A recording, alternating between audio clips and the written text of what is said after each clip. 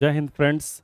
आज के क्लास में हम लोग संविधान का एक बड़ा ही महत्वपूर्ण चैप्टर डिस्कस करेंगे जिसका नाम होगा राज्यों का एकीकरण। आइए देखते हैं, अध्ययन करते हैं। और आप लोग के लिए एक गुड न्यूज है कि सोमवार 14 अगस्त, सोमवार को 14 अगस्त से आप लोग का लाइव क्लास चालू हो रहा है 9 बजे से। 9 से 10 रात्रि में, तो 9 से 10 रात में 1 घंटा के लिए लाइव आ रहे हैं रात्रि को, और 14 अगस्त से। तो इसका भरपूर लाभ लीजिए आप लोग। ठीक है, आप लोग को वैसे भी बेसब्री से इंतजार था, लाइव क्लास बहुत लोगों का डिमांड था, तो लाइव क्लास आ रहे हैं। ठीक है, चलिए आज के क्लास में हम लोग पढ़ लेते हैं फिलहाल राज्यों का एकीकरण। तो जो राज्यों का एकीकरण है उसकी विशेषता क्या है वो आपको बताते चलते हैं। मानचित्र से पढ़ेंगे, संविधान का चैप्टर है सर राज्यों का एकीकरण। आपने मैप से ज्योग्राफी तो पढ़ा, और मैप से आपने इतिहास भी पढ़ा, और मैप से आज संविधान भी पढ़ेंगे। हर चीज़ मैप से चलेगा, एक खास विशेषता होगा हमारे यहाँ का। अब यहाँ देखिए, समझिएगा। दरअसल ये जो भारत का भौगोलिक स्थिति है, ये दक्षिण भारत है। और सर ऊपर चलेंगे तो आपको यहाँ पे मिलेगा सर उत्तर भारत। अब उत्तर भारत का भौगोलिक स्थिति की क्या क्या विशेषता है वो तो ज्योग्राफी में पढ़ना है। संविधान में जो आप लोग जानने योग्य बातें हैं वो आपको बताते चलते हैं। ठीक है, चलिए। और वीडियो जैसा लगता है ना, अच्छा लगता है तो आप लोग सब्सक्राइब कर लीजिए चैनल को, ताकि हम यहाँ से कोई भी वीडियो अपलोड करें या फिर लाइव आने वाले हैं 14 अगस्त से, तो इसका नोटिफिकेशन आप लोग के पास चला जाएगा। चैनल को सब्सक्राइब कर लीजिएगा। अब चलिए यहाँ देखिएगा, टॉपिक है राज्यों का एकीकरण। राज्यों का एकीकरण, एकीकरण। सर जब राज्यों का एकीकरण का नाम आता है तो सबसे पहले यहाँ पे आपको जानना है 15 अगस्त 1947। हमने यहाँ पे कहा राज्यों का एकीकरण। राज्यों का एकीकरण की खास बातें हैं कि 15 अगस्त 1947, 15 अगस्त 1947, 15 अगस्त 1947 के समय भारत की राजनीतिक स्थिति काफ़ी तितर बितर थी। अब तितर बितर थी का मतलब ये है सर कि भारत कई टुकड़ों में बटा हुआ था। तो जो भारत का जो राजनीतिक स्थिति था काफ़ी तितर बितर था। यानी कि इस समय भारत में अगर प्रांत देखा जाए, प्रांतों को उस समय राज्य कहा जाता था। और इस समय प्रांतों की संख्या कितनी थी? तो सर राज्यों का एकीकरण से पहले जो है प्रांतों की संख्या जो है वो आप यहाँ पे कह सकते हैं सर कि 552 था। 552 प्रांत हुआ करता था। और इन 552 प्रांतों का विलय का काम सौंपा गया था सरदार वल्लभ भाई पटेल को। आपने सुना भी होगा ऐसा कि प्रांतीय समिति के अध्यक्ष बनाया गया था सरदार वल्लभ भाई पटेल को। और सरदार वल्लभ भाई पटेल को ही यह कार्य दिया गया था कि आप प्रांतों का एकीकरण करिए, राज्यों का एकीकरण करिए। तो यहाँ लिख सकते हैं, गौर कीजिएगा, प्रांतीय समिति, प्रांतीय लिख सकते हैं यहाँ पे, प्रांतीय समिति। तो प्रांतीय समिति के अध्यक्ष थे सरदार वल्लभ भाई पटेल। और सरदार वल्लभ भाई पटेल को ही काम दिया गया था राज्यों का एकीकरण का। कभी कभी पूछा जाएगा कि राज्यों का एकीकरण किसने किया, सीधा आंसर होगा राज्यों का एकीकरण पटेल ने किया। अर्थात प्रांतीय समिति के अध्यक्ष कौन थे? पटेल।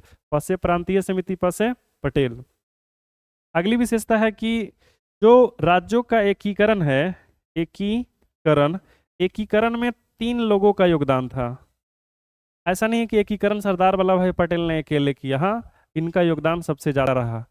बट यहाँ पे कह सकते हैं सर कि जो राज्यों का एकीकरण है वो 3 लोगों ने मिलकर किया है। अब जो 3 लोगों ने मिलकर किया है वो कौन कौन सा है, यहाँ देख सकते हैं, गौर कीजिएगा। राज्यों का एकीकरण 3 लोगों ने किया है। अब वो 3 लोग हैं कौन कौन? तो जो 3 लोग हैं उनकी विशेषता बता रहे हैं यहाँ पे। जो 3 लोग हैं, दरअसल वे 3 लोग कुछ इस प्रकार हैं। एक तो आपका है सरदार वल्लभ भाई पटेल। चलिए यहाँ पे पूरा नाम लिखते हैं, यहाँ पे सरदार वल्लभ भाई पटेल, सरदार। 3 नाम ऐसे नहीं, इसको ऐसे लिखते हैं ताकि पूरा लिख सके हम यहाँ पे। तो 3 व्यक्ति थे। पहले व्यक्ति थे सरदार, सरदार वल्लभ भाई पटेल, वल्लभ भाई, सरदार वल्लभ भाई पटेल, ये पहले व्यक्ति थे। और इन्हीं का सबसे ज्यादा योगदान था। ये वही सरदार वल्लभ भाई पटेल हैं जिनके नाम के पहले सरदार शब्द 1928 में जुड़ा था सर। सरदार वल्लभ भाई पटेल के नाम के पहले 1928 में पहली बार सरदार शब्द जुड़ा था। और गांधी के नाम के पहले महात्मा शब्द पहली बार 1917 में। चंपारण सत्याग्रह की सफलता के बाद जुड़ा था। गांधी को सर्वप्रथम महात्मा रविन्द्रनाथ टैगोर ने कहा। उसी प्रकार वल्लभ भाई पटेल, तो जो सरदार वल्लभ भाई पटेल थे, वल्लभ भाई पटेल 1928 में गुजरात में बारदोली सत्याग्रह किए थे। और वही बारदोली सत्याग्रह की सफलता के बाद इन्हें बारदोली के महिलाओं के द्वारा, याद रहे, बारदोली के महिलाओं के द्वारा सरदार की उपाधि प्रदान की गई। तो वल्लभ भाई पटेल को सरदार की उपाधि 1900 कितना में 28 में मिला था। और दूसरे व्यक्ति कौन थे? वीपी मेनन। तो वीपी मेनन दूसरे व्यक्ति थे। और जो तीसरे व्यक्ति थे, दरअसल उनका नाम क्या था? तो जो तीसरे व्यक्ति थे, दरअसल उनका नाम था लॉर्ड माउंटबेटन। ये अंग्रेज है सर, लॉर्ड माउंटबेटन। हम उसी लॉर्ड माउंटबेटन का जिक्र कर रहे हैं जो स्वतंत्र भारत का प्रथम गवर्नर जनरल भी रह चुका है। स्वतंत्र भारत का प्रथम गवर्नर जनरल का नाम क्या था? Lord Mountbatten. यही वो तीन व्यक्ति हैं। कभी कभी आप लोग एग्जाम में बैठिएगा ना सर, तो ऐसा सवाल आएगा कि निम्नलिखित में से कौन से व्यक्ति राज्यों का एकीकरण में शामिल नहीं थे, ऐसा सवाल आएगा। तो तीन के अलावा जो चौथा व्यक्ति होंगे वो एकीकरण में शामिल नहीं थे। कभी कभी ऐसा रहेगा कि निम्नलिखित में से किस व्यक्ति का एकीकरण में सबसे ज्यादा योगदान? पटेल का सबसे ज्यादा योगदान। राज्यों का एकीकरण में ज्यादातर नाम आप लोग सुने होंगे पटेल का। चलिए यहाँ देखिए, गौर कीजिएगा। अब जब राज्यों का एकीकरण का चर्चा हो ही रहा है, तो वल्लभ भाई पटेल राज्यों का एकीकरण करते हैं। तो जो राज्यों की संख्या था उस समय, प्रांतों की जो संख्या था वो था 552। 552 में से याद रहे 549 प्रांतों का विलय आसानी से हो गया। 549 प्रांतों का विलय जो है वो काफी आसानी से हो गया, सरल तरीके से हो गया। यहाँ पे 549 राज्यों का विलय। अब शेष बचा कितना सर? आप 552 में 549 घटा दीजिए, 3 ही बचेगा ना, 3 ही बचेगा। ठीक है, तो जो 3 है, दरअसल वे 3 राज्य कौन कौन से हैं? तो गौर कीजिएगा, एक आपका जम्मू कश्मीर है, हमने शॉर्टकट में जेके लिख रखा है यहाँ पे, जम्मू कश्मीर। तो एक राज्य तो आपका यहाँ पे हो जाएगा सर, जम्मू कश्मीर है। जैसा कि आप यहाँ पे देख सकते हैं, ये जो प्रांत है दरअसल इसे ही कहा जाता है जम्मू कश्मीर। ये पुराना वाला जम्मू कश्मीर है। नया नक्शे के अनुसार आइएगा सर, तो ये जम्मू कश्मीर बन जाएगा। और ये जो खाली जगह देख रहे हैं दरअसल ये बन जाएगा लद्दाख। नए नक्शे के अनुसार, नया नक्शा में आएंगे तो जो जम्मू कश्मीर है वो 2 नए केंद्र शासित राज्यों में बन चुका है, एक जम्मू कश्मीर और दूसरा लद्दाख। खैर इसका चर्चा हम ज्योग्राफी में करेंगे। बट उस समय का, एकीकरण के समय का, ये पूरा क्या था? जम्मू कश्मीर था। और तीसरा राज्य जो है वो आपका यहाँ पे देखने को, एक और राज्य मिलेगा आपको यहाँ पे देखने को मिलेगा। तो ये जो क्षेत्र आप देख रहे हैं सर यहाँ पे, ये जो भौगोलिक स्थिति यहाँ पे देख रहे हैं, दरअसल इसका नाम था जूनागढ़। यहाँ पे जो राज्य देख रहे हैं इसका नाम है जूनागढ़। थोड़ा हमने छोटा लिख रखा है, तो आप आवाज़ सुन रहे हैं ना, तो इसको समझिएगा ध्यान से। जूनागढ़, इसका नाम है जूनागढ़। दरअसल जूनागढ़ गुजरात का पुराना नाम था। इंपॉर्टेंट सवाल है, गुजरात का पुराना नाम क्या था? जूनागढ़। तो एक आपका जम्मू कश्मीर है और दूसरा जूनागढ़ है। तीसरा जो है वो यहाँ पे आपका है सर हैदराबाद। वही हैदराबाद जो पहले कभी तेलंगाना का हिस्सा हुआ करता था। यहाँ पे आप आइएगा तो यहाँ पे आपको क्या मिलेगा? हैदराबाद मिलेगा। और जो हैदराबाद है वो तेलंगाना का हिस्सा हुआ करता था, तो यहाँ पे लिख सकते हैं हैदराबाद। और सर हैदराबाद कहाँ पड़ता है? वर्तमान नक्शे के अनुसार आप चलिएगा, आप कह सकते हैं कि हैदराबाद जो है वो तेलंगाना में है, लेकिन पहले आंध्र प्रदेश में हुआ करता था।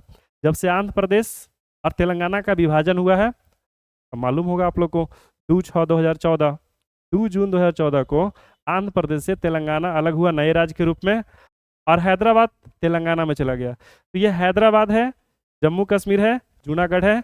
ये वो 3 राज्य थे जिसका विलय में परेशानियों का सामना करना पड़ा था सरदार वल्लभ भाई पटेल को। फिर भी वल्लभ भाई पटेल ने काफ़ी आसानी से किया था। देखिए कैसे किए थे, समझिएगा ध्यान से। तो ये जो यहाँ पे एरिया है, दरअसल ये दिल्ली है। और दिल्ली का विलय पे हम चर्चा नहीं करेंगे सर। जो यहाँ पे जो दिल्ली है, दिल्ली का विलय पे हम चर्चा नहीं करेंगे। तो यहाँ पे समझिएगा दिल्ली के बारे में। दिल्ली में बैठक हुआ था, और दिल्ली में बैठक होता है, इस बैठक में बुलाया जाता है। सरदार वल्लभ भाई पटेल क्या किए कि जो 552 राज्य के राजा था, इन सभी को बुलाया गया दिल्ली। तो सभी जगह से आए, मतलब ऐसे ऐसे कितने राज्य थे? 552 राज्य थे टोटल। और इन सभी राज्य के राजाओं को बुलाया गया। कहाँ बुलाया गया? दिल्ली बुलाया गया कि आप सभी लोग दिल्ली आइए, कुछ विशेष चर्चा करना है। तो सभी राजा महाराजा पहुंचे, राजा को बुलाया गया। राजा अपना भौकाल दिखाने के लिए पूरा हाथी घोड़ा ऊँट लेके पहुंच गया। पहले के सवारी क्या था? आज के नेताओं की तरह थोड़ी ना फॉर्च्यूनर था। तो पहले के समय का जो वाहन हुआ करता था, वाहन वाहन के रूप में नहीं कहिए, बल्कि हाथी घोड़ा ऊंट, इस तरह से लोग, जितने बड़े राजा हुआ करते थे उतने दल बल सेना के साथ पहुंचे। तो जब पहुंचे तो संबोधन करने के लिए, सभा को संबोधन करने के लिए सामने आते हैं सरदार वल्लभ भाई पटेल। और पटेल एक प्रस्ताव रखे, कहे कि आप लोगों से एक नम्र निवेदन है कि आप सभी लोग मिल करके राज्यों का एकीकरण में योगदान दें और अपना राज्य का विलय भारत में कर दें। तो जो छोटा मोटा राजा था वो कहा, एकदम पटेल जी सही बात कह रहे हैं, हम विलय करने के लिए तैयार हैं। अब जिसका 100-200 बीघा जमीन है वो छोटा मोटा राजा है, जिसका 2000 बीघा जमीन है तो उसके पास ज्यादा जमीन है, उसको ज्यादा नुकसान होगा। तो जो छोटे जमींदार थे उन लोगों ने कहा कि पटेल जी बहुत बढ़िया काम कर रहे हैं आप। अब बताइए, छोटका को हमेशा बड़का से जलन होता है। तो जब छोटका राजा विलय कर रहा है तो ये सोच कर रहा है कि हमारा तो 200 बीघा जाएगा और बगल वाला के महाराज के जगह 2000 बीघा जमीन। समझ रहे बात? ऐसे ऐसे करके, मतलब कि जो छोटे छोटे राजा थे उन राजाओं ने स्वेच्छा से अपने राज्य का विलय भारत में कर दिया। परंतु परिणाम स्वरूप देखने को क्या मिलता है कि कुछ बड़े बड़े जो राजा थे, जिनके पास जमीन जो बड़े जमींदार थे, उन लोगों ने कहा कि हम अपना राज्य का विलय करेंगे, लेकिन एक शर्त है। शर्त यह है कि हमारे जनता को कुछ विशेष आरक्षण चाहिए, तब अपना राज्य का विलय करेंगे। वल्लभ भाई पटेल कहे ठीक है, आरक्षण देते हैं, आइए ऑफिस में। हम अपना ऑफिस की बात नहीं कर रहे हैं सर, ठीक है। वल्लभ भाई पटेल अपना ऑफिस में बुलाए जमींदारों को। तो जब जमींदारों को बुलाते हैं तो बुलाने के क्रम में जिन राजाओं को चाहिए था विशेष आरक्षण, उनको विशेष कमरे में बुलाया गया। भारत के थल सेना के पहले अध्यक्ष जनरल करियप्पा थे सर, वो भी मौजूद थे उस कमरे में, पूरा सैनिक के साथ, पूरा एकदम। जैसे ही जाते हैं, जो जिन राजाओं को चाहिए था आरक्षण, गेट बंद करके उसके बाद दे दनादन, दे दनादन, कैसे लॉकडाउन में होता था एकदम दे दनादन, पूरा भरदम पीटा गया, पूरा मार के एकदम, जहाँ नहीं पीटना है वहां भी पीटा गया, पूरा पीटा गया। अब पीटने के बाद जो है, उन राजाओं ने स्वेच्छा से कहा कि महाराज हम अपना राज्य का विलय करने के लिए तैयार है। उन राजाओं ने विलय कर दिया। और जब राजा गेट खोल करके बाहर निकलता है, अंदर तो रो रहा था, बाहर ही निकलता है, तो बाहर ही निकलता है तो मुस्कुराते हुए, क्योंकि आम राजा जो बैठा हुआ है सभा में वो कहेगा पिटा के आ रहा है, तो राजा का इमेज खराब ना हो जाएगा सर, आप समझ सकते हैं। तो वो लोग आया बाहर, और जब आता है तो मुस्कुराते हुए आके बैठता है। तो जहाँ पे बैठे ना वो, तो बगल वाला पूछता है कि आरक्षण मिल गया आपके जनता को? तो हाँ मिल गया। तो बगल वाला कहता है हम अपना राज्य का विलय करके बहुत बड़ा गलती कर दिए, हमारे भी राज्य के जनता को आरक्षण मिलता। तो वो जो पिटा के आया है ना, कह रहा है ना अभियो कुछ नहीं दिक्कत है, अभियो कहो ना पटेल जी के अभियो आरक्षण दे देंगे तुम्हारा राज्य के जनता को। अपने तो पिटावे किया है, बगल वाला को भी पिटवा दिया। और बकलोल राजा बगल वाला, वो कहा कि पटेल जी हमको भी चाहिए आरक्षण। बोले तुमको भी चाहिए, तो ठीक है, आओ ऑफिस में। और ले जाके फिर दे दनादन। और फिर राजा अंदर तो रो रहा है पूरा, अब बाहर निकलेगा तब पूरा मुस्कुराते हुए। ऐसे ऐसे करके बारी बारी से सभी राजाओं से राज्य के विलय करवा लिए सरदार वल्लभ भाई पटेल। लेकिन तीन राज्य के राजा है वो इस सभा में आए ही नहीं थे, और आते तब इन लोगों का भी आसानी से विलय हो जाता। बट ये लोग आए ही नहीं थे, ये लोग ज्यादा बड़े थे। दरअसल जम्मू कश्मीर के राजा नहीं आए थे, जूनागढ़ के राजा नहीं आए थे, और सर हैदराबाद के राजा नहीं आए थे। अब यहाँ के राजा कौन कौन थे? अब जब यहाँ नहीं आए थे तो इन लोगों को वल्लभ भाई पटेल जा के समझाए। उसके बाद इन लोगों को अलग तरीके से विलय किया गया, तीनों को अलग अलग तरीके से विलय किया गया। तो उसमें से सबसे पहले जम्मू कश्मीर पे चर्चा करेंगे सर। तो जम्मू कश्मीर के राजा थे हरि सिंह। जो जम्मू कश्मीर के राजा थे, दरअसल उनका नाम क्या था? तो जम्मू कश्मीर के राजा थे हरि सिंह। और जो जम्मू कश्मीर के राजा हरि सिंह थे, इनसे पटेल जी गए मिलने। तो पटेल जी को इन्होंने कहा, पटेल जी पहले कहे कि आप अपना राज्य का विलय भारत में कर दीजिए, सभी राज्य के राजाओं ने कर दिया है। इन्होंने कहा कि हम अपना राज्य का विलय भारत में नहीं करेंगे, और नहीं तो पाकिस्तान में करेंगे, बगल में है ना पाकिस्तान, नहीं तो भारत में करेंगे नहीं तो पाकिस्तान में करेंगे, बल्कि जम्मू कश्मीर एक स्वतंत्र देश रहेगा। चाचा चले थे देश बनाने के लिए। परिणाम स्वरूप क्या होता है कि पटेल जी थोड़ा गुस्से वाले आदमी थे। आप लोग पटेल जी का तस्वीर देखे होंगे ना, और गांधी जी का, तो गांधी जी का तस्वीर में देखे होंगे साइड में बाल रहता है ना बाल साइड में, अब पीछे में पूरा ऐसा ऐसे रहता है, पूरा माथा चांदिल हो जाता है, इस तरह से बाल उड़ जाता है। गांधी जी का साइड में बाल था। सरदार वल्लभ भाई पटेल का तस्वीर देखिए, पूरा बाल साफ, वह धूप में खड़ा है और इसको समझा रहे हैं हरि सिंह को कि नहीं मान रहा है। अब वल्लभ भाई पटेल का तुरंत ऊपर से धूप आ रहा था, सौर प्लेट गर्म हो रहा था। सौर प्लेट मतलब समझ ही रहे होंगे, समझ रहे हैं बात, गर्म दल के आदमी थे सर सरदार वल्लभ भाई पटेल। वल्लभ भाई पटेल कहते हैं, समझाने का प्रयास करते हैं, लेकिन हरि सिंह नहीं माना। और जब हरि सिंह नहीं माना तो कहे कि जब जब जम्मू कश्मीर भारत का हिस्सा नहीं रहेगा तो हम अपनी सेना हम अपनी सेना को क्यों यहाँ रखेंगे, जम्मू कश्मीर में ड्यूटी करने क्यों देंगे, अपनी सेना को यहाँ से वापस लेके चलाए, और सेना को लगा दिया यहाँ पर।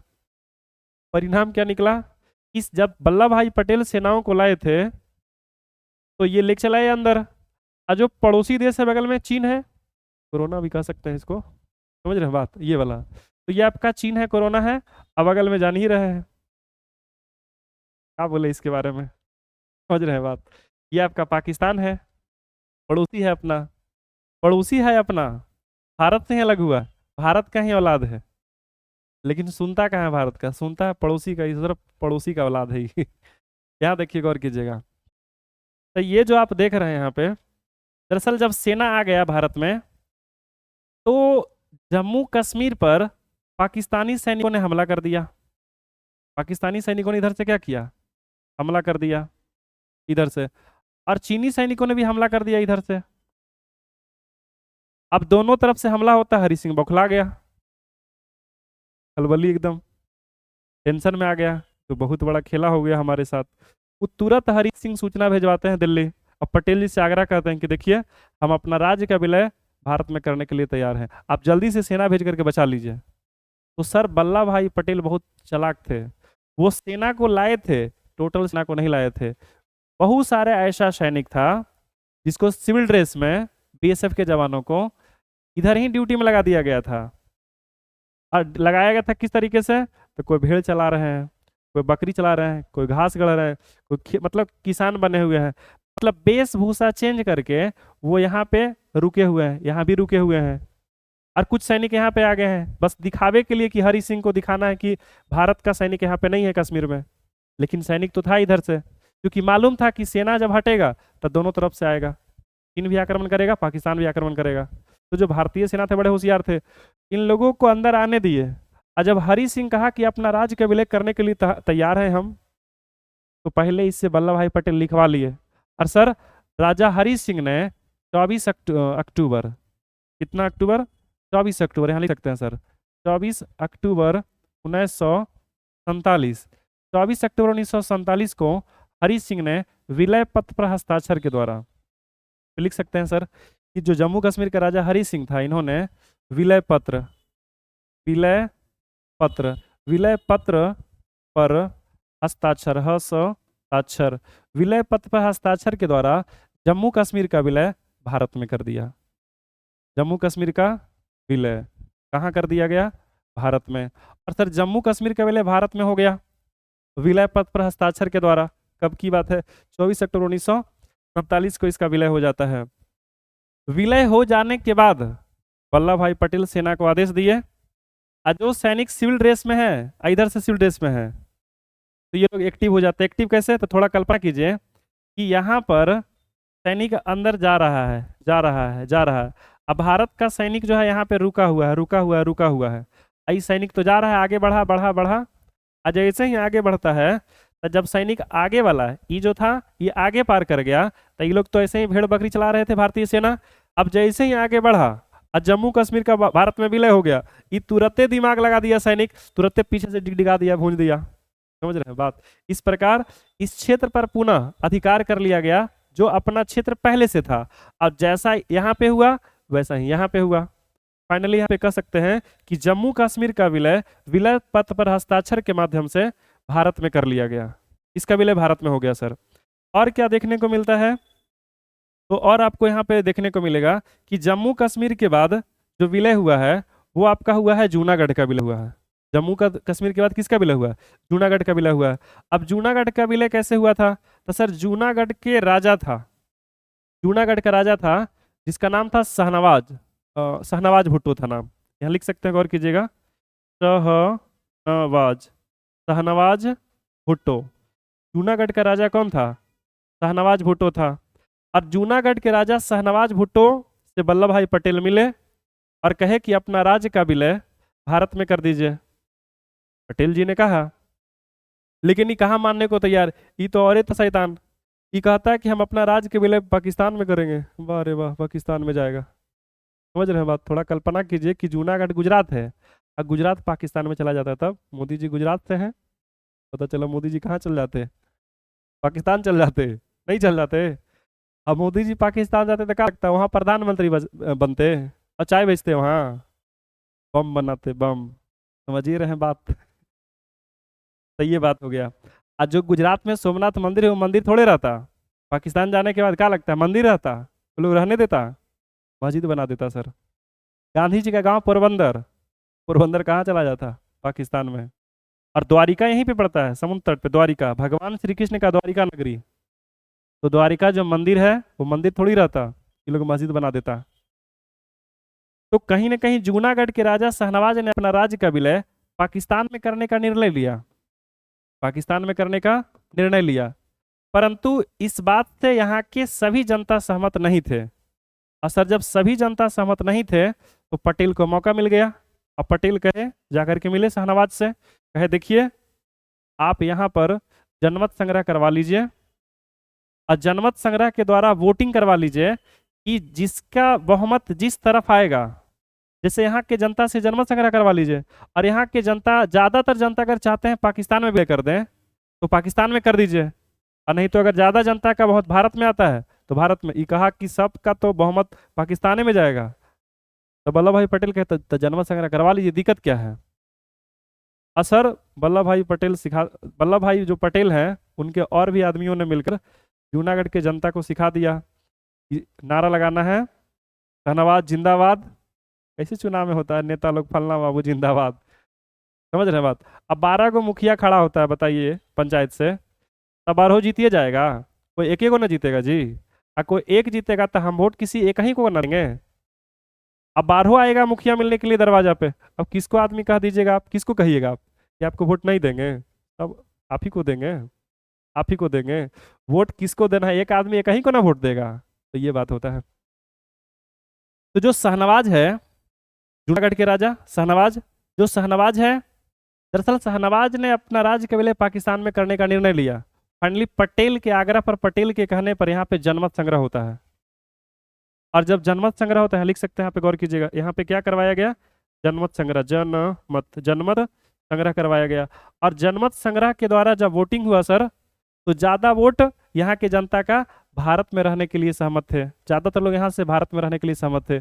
इस प्रकार जूनागढ़ का विलय जनमत संग्रह के द्वारा भारत में किया गया। कब किया गया? तो यहाँ कह सकते हैं सर इसका विलय किया गया है फरवरी 1948 में। ये डेट काफी इंपॉर्टेंट है, ये हर कोई जानता है कि जूनागढ़ का विलय जनमत संग्रह के द्वारा हुआ।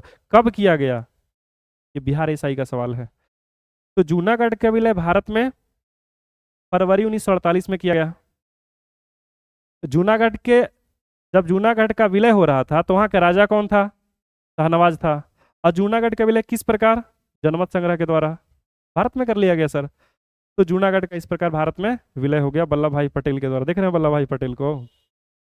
अब अगला व्यक्ति, अगला क्या है? हैदराबाद है। अब हैदराबाद का विलय क्या होता है? तो हैदराबाद के शासक को, हैदराबाद के शासक को एक्चुअली निजाम कहा जाता है। निजाम आपने सुना होगा सर कि रूस के शासक को जार कहा जाता है, रूस के शासक को जार कहा जाता है, हैदराबाद के शासक को निजाम कहा जाता है। रूस के शासक को जार और हैदराबाद के शासक को निजाम कहा जाता है, और बंगाल के शासक को नवाब। बंगाल के शासक को क्या कहते हैं? नवाब कहते हैं। और बंगाल के शासक में से एक याद आ गया, पूछा हुआ सवाल आ गया याद, कि मुर्शिद कुली सॉरी मीर कासिम ने बंगाल की राजधानी मुर्शिदाबाद से कहाँ लाया था? मुंगेर। मीर कासिम बंगाल का नवाब था और अपनी राजधानी को मुर्शिदाबाद से मुंगेर लाया था। वही मुंगेर, बिहार में मुंगेर डिस्ट्रिक्ट देसी कट्टा निर्माण के लिए प्रसिद्ध है। यहाँ देखिए, गौर कीजिएगा। तो जो हैदराबाद है, यहाँ के शासक कौन थे? निजाम। हैदराबाद के शासक को निजाम कहा जाता है। दरअसल जो हैदराबाद के शासक को निजाम कहा जाता है, हैदराबाद में बॉबी राजवंश का शासन था। बॉबी लिख सकते हैं यहाँ पे, गौर कीजिएगा। बॉबी राजवंश, बॉबी राजवंश का या फिर बॉबी वंश का शासन था। बॉबी वंश के राजाओं का शासन था। और बॉबी वंश का अंतिम राजा का नाम क्या था सर? तो उनका नाम था मीर अली खान। मीर अली खान। और सर मीर अली खान बॉबी वंश का अंतिम शासक है, अर्थात हैदराबाद का अंतिम निजाम भी कह सकते हैं इसको। ये जो मीर अली खान है, ये कौन है? कह सकते हैं हैदराबाद। तो ये जो मीर अली खान है, दरअसल हैदराबाद का अंतिम निजाम के रूप में इन्होंने शासन किया। तो वल्लभ भाई पटेल जो है, आते हैं इससे भी मिलने जाते हैं। किससे? हैदराबाद के निजाम से। और जब हैदराबाद के निजाम से मिलने जाते हैं मीर अली खान से, तो इससे कहते हैं कि देखिए, सभी लोग अपना राज्य का विलय भारत में कर दिए हैं, आप अपना राज्य का भी विलय भारत में कर दीजिए। आग्रह किए। लेकिन कुछ लोग ऐसे देवता होते हैं, कहावत है लात के देवता बात से नहीं मानते हैं। वही बात है, इसको प्यार से बोले कि नहीं माना, और नहीं माना तब परिणाम क्या निकला कि इसको चारों तरफ से सैन्य कार्रवाई के द्वारा घेर लिया गया। पुलिस कार्रवाई के द्वारा हैदराबाद को चारों तरफ से घेर लिया गया। पहले तो इसको प्यार से कहे कि अपना राज्य का विलय कर दीजिए, तो ये कहता कि नहीं, हैदराबाद एक स्वतंत्र रहेगा। स्वतंत्र नहीं रहेगा तो दूसरा ऑप्शन हमको दीजिए कि भारत से हैदराबाद जो है, यहाँ से पाकिस्तान जाने का रास्ता दीजिए, नहीं तो एक स्वतंत्र देश हमको बना दीजिए। बताइए, थोड़ा कल्पना कीजिए, भारत है और यहाँ पे एगो स्वतंत्र देश हैदराबाद अलगे बनेगा, ये अलगे रहेगा, यहाँ का अलगे संविधान रहेगा। तो नहीं लग रहा कि भारत के नक्शा में होल हो जाएगा? तो होल होने नहीं देंगे, इसको डुकिया देंगे। तो हैदराबाद अलगे राज्य बनेगा, अलगे संविधान बनाएगा, ऐसा नहीं होने देना है। वल्लभ भाई पटेल कराते हो जाएगा, लगता है आप लोग के? क्या लगता है? यहाँ देखिए, गौर कीजिएगा। तो जो हैदराबाद है, हैदराबाद के जो निजाम है मीर अली खान, इन्होंने अपना राज्य के विलय भारत में करने से साफ इनकार कर दिया। वल्लभ भाई पटेल तुरंत पुलिस कार्रवाई कर दिए। इसके समर्थन में यहाँ के जनता नारा लगा रहा था। नारा क्या लगा रहा था? हैदराबाद जिंदाबाद, हैदराबाद जिंदाबाद, भारत मुर्दाबाद। अब बताइए, भारत में रह करके भारत का मुर्दाबाद और हैदराबाद जिंदाबाद। जब वल्लभ भाई पटेल को पता चला, तुरंत निजाम का जो नारा लगा रहा था, हैदराबाद जिंदाबाद, भारत मुर्दाबाद, तुरंत सैन्य कार्रवाई, पूरा मार के एकदम, समझिए रहे लॉकडाउन में कैसे हुआ था, जो मार के तो पूरा पीटा गया। और जब पूरा पीटा गया, तो जो पिटाने से पहले कह रहा था ना हैदराबाद जिंदाबाद भारत मुर्दाबाद, तो जब पिटाया था तुरंत हैदराबाद मुर्दाबाद भारत जिंदाबाद। अब देख रहे हैं, हैदराबाद मुर्दाबाद, भारत भी अब कह रहा है हैदराबाद मुर्दाबाद अब भारत जिंदाबाद। सैनिकों ने फिर पीटा, अबरी काला पीट रहा है, इसलिए पीटा कि कहने लगा था हैदराबाद मुर्दाबाद भारत जिंदाबाद। एक बात बताइए, हैदराबाद मुर्दाबाद रहेगा तो हैदराबाद भारत में ही है ना, इसलिए फिर पीटा। अबरी काला पीट रहे हैं, तो कहो कि हैदराबाद जिंदाबाद भारत भी जिंदाबाद। समझ रहे हैं बात? अब मूवी तो लॉन्च हो गया है, गदर 2। कटोरा लेकर भीख मांगोगे, भीख भी नहीं मिलेगा, सनी देओल का डायलॉग है ना। बाकी लॉन्च हो गया मूवी। चलिए यहाँ देखिए, गौर कीजिएगा। हम यहाँ पे चर्चा करते हैं सर, गौर कीजिएगा कि जो हैदराबाद के निजाम है, अपना राज्य का विलय नहीं कर रहा था, लेकिन पूरा जब जनता पिटाया और जब इसको भी पीटा गया, तो तुरंत विलय करने को तैयार हो गया। और फाइनली पुलिस कार्रवाई के द्वारा, कह सकते हैं सर, पुलिस या सैन्य कार्रवाई, पुलिस या सैन्य कार्रवाई के द्वारा हैदराबाद के विलय भारत में कर लिया गया। कब किया गया सर? तो हैदराबाद का जो विलय है वो किया गया है नवंबर 1948 में किया गया। जहाँ जहाँ हमने बताया है ईस्वी, वो सभी इंपॉर्टेंट है। जम्मू कश्मीर का विलय हर कोई जानता हरि सिंह के समय किया गया था। कब किया गया था? 24 अक्टूबर 1947 को। किस प्रकार किया गया? विलय पत्र पर हस्ताक्षर के द्वारा। जूनागढ़ का विलय जनमत संग्रह के द्वारा किया गया है। कब किया गया है? फरवरी 1948 में। जूनागढ़ का राजा कौन था? शाहनवाज था। जूनागढ़ का नया नाम आज गुजरात है। हैदराबाद के शासक को निजाम, रूस के शासक को जार, बंगाल के शासक को नवाब कहा जाता है। अभी आप लोग को बता रहे थे ना। दरअसल हैदराबाद का अंतिम निजाम का नाम क्या था? तो जो अंतिम निजाम है यही था, बॉबी राजवंश का। और हैदराबाद का अंतिम निजाम था जिसका नाम था मीर अली खान। और इसी के समय में हैदराबाद का विलय होता है पुलिस कार्रवाई या सैन्य कार्रवाई के द्वारा, या बलपूर्वक भी कह सकते हैं। कहीं कहीं रहेगा पुलिस कार्रवाई या सैन्य कार्रवाई, या कहीं कहीं रहेगा बलपूर्वक पूर्वक। तब बलपूर्वक या पुलिस कार्रवाई के द्वारा, यहाँ पूर्वक लिखा हुआ है, जगह नहीं था, कट गया, समझिएगा आप भावनाओं को। लीजिए ना, थोड़ा इधर कर देते हैं। तो यहाँ देखिएगा, यहाँ लिखा हुआ है सर बलपूर्वक, यानी कि इसका जो विलय किया गया है वो किस प्रकार किया गया है? तब बलपूर्वक के द्वारा। तब बलपूर्वक के द्वारा इसका क्या कर लिया गया? विलय कर लिया गया नवंबर 1948 में। फाइनली तीनों का विलय हो जाता है। लेकिन कुछ ऐसे क्षेत्र थे जिनका विलय बाद में किया गया। आज़ादी के काफी लंबे समय बाद, संविधान लागू के बाद किया गया। तो संविधान लागू के बाद जो है वो किन किन राज्यों का विलय किया गया? तो सर संविधान लागू के बाद जो राज्य विलय हुआ है हम उसका जिक्र कर रहे हैं। तो संविधान लागू के बाद जो विलय हुआ है ना, एक यहाँ पर है राज्य जिसका नाम है पांडिचेरी। पांडिचेरी। और सर पांडिचेरी पर राजनैतिक अधिकार फ्रांस का था। 3-4 केंद्र शासित राज्यों का नाम दे देता है और लिखा हुआ रहेगा निम्नलिखित में से कौन फ्रांसीसी क्षेत्र है या नहीं है? तो सर ये फ्रांसीसी क्षेत्र है। पांडिचेरी पर राजनैतिक अधिकार फ्रांस का है। दरअसल पांडिचेरी एक केंद्र शासित राज्य है और पांडिचेरी में और भी जिले हैं। इसका माहे नाम का जिला केरल के तट पर है। कभी कभी आता है पांडिचेरी किस राज्य के तट पर है? केरल, कर्नाटका, महाराष्ट्र, गुजरात, केरल के तट पर। कहिएगा सर पांडिचेरी, तो यहाँ लिखे है तमिलनाडु के तट पर, मद्रास के निकट, चेन्नई के निकट। लेकिन पांडिचेरी दरअसल, इसका विशेषता आपको ज्योग्राफी में बताएंगे तो ज़्यादा बेहतरीन होगा, क्योंकि संविधान में ट्रैक चेंज हो जाएगा फिर। वैसे सुन लीजिए थोड़ा सा, पांडिचेरी और चंद्रनगर यहीं पर है। तो पांडिचेरी यहाँ पर है और एक माहे नाम का, पांडिचेरी का एक माहे नाम का जिला केरल के तट पर है। केरल के तट पर है माहे नाम का जिला, केरल के तट पर है। ये कौन सा राज्य है? केरल। मसाला का बगीचा कहा जाता है सर, केरल को मसाला का बगीचा कहा जाता है। काली मिर्च, गोलकी कहाँ होता है? केरल में। भारत में सर्वाधिक रबड़ कहाँ होता है? केरल में। काजू भी कहाँ होता है? काजू समझ रहे हैं, महंगा आइटम है। काजू भी ज़्यादा कहाँ होता है? केरल में होता है। केरल के तट पे क्या है? माहे नाम का जिला है।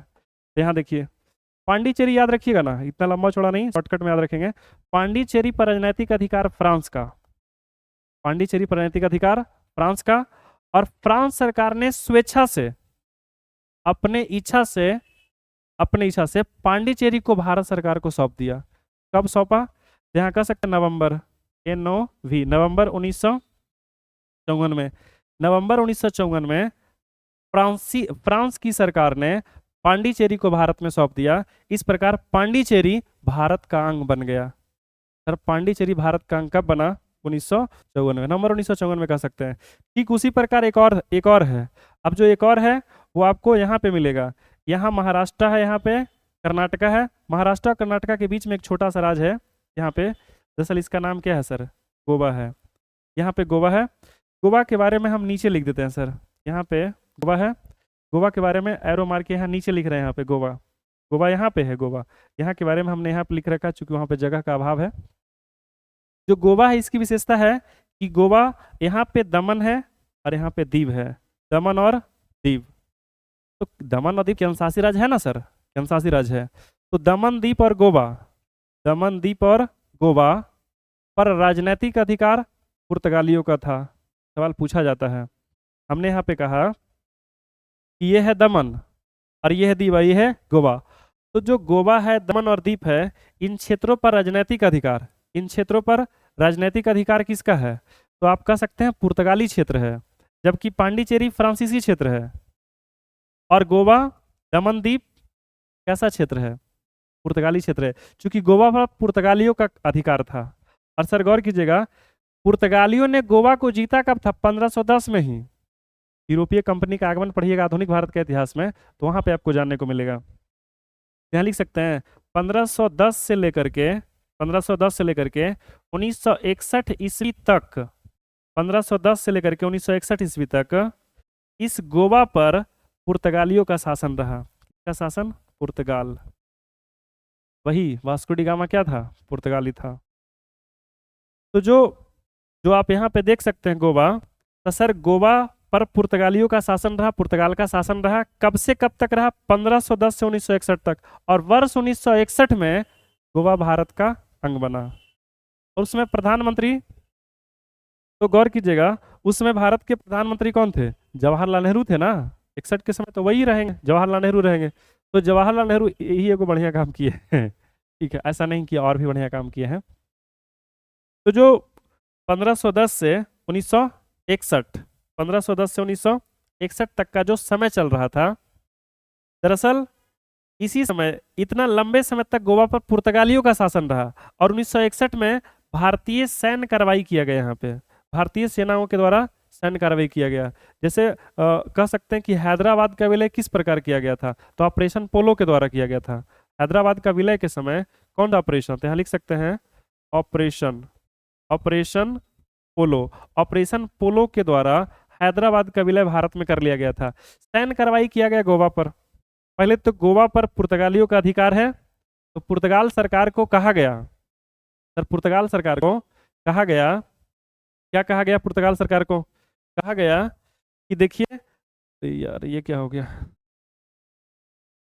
पुर्तगाल सरकार को कहा गया कि जिस प्रकार फ्रांसीसी पांडिचेरी को सौंप कर चले गए हैं, आप गोवा को सौंप दीजिए, भारत के हवाले कर दीजिए, आप आराम से चले जाइए, सम्मानपूर्वक चले जाइए, आग्रह करते हैं।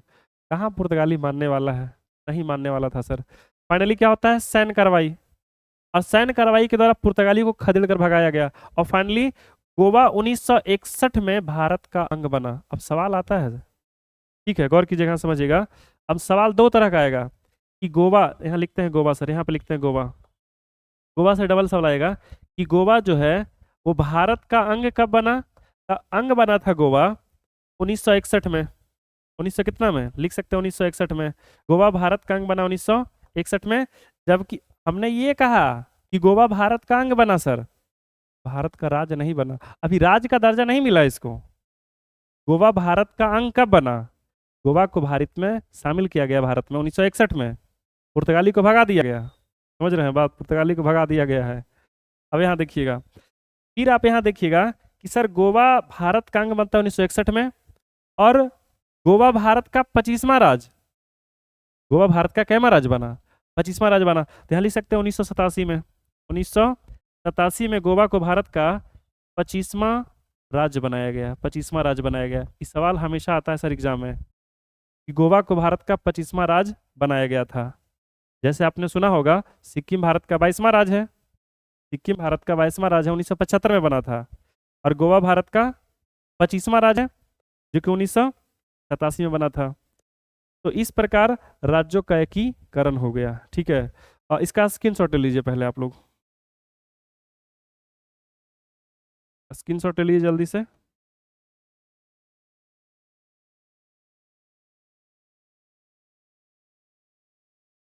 स्क्रीनशॉट हो गया सबका?